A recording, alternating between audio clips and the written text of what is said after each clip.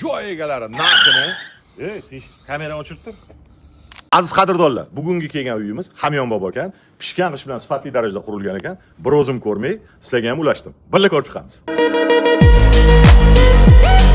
Bu xonadonning umumiy maydoni 325 sotik, fasad uzunligi 17 metr. Egalari gaz, svet, suvni tortib qo'yishgan ekan.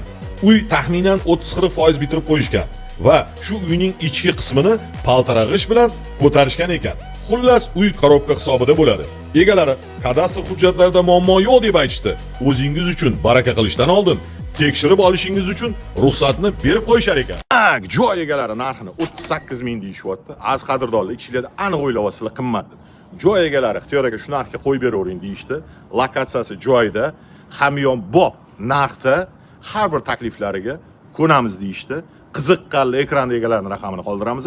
24/7 qo'ng'iroq qiling. Manzil xalq tili bilan aytganda Musa Jalil hududi, Bog'bon mahallasi, Nihol ko'chasi.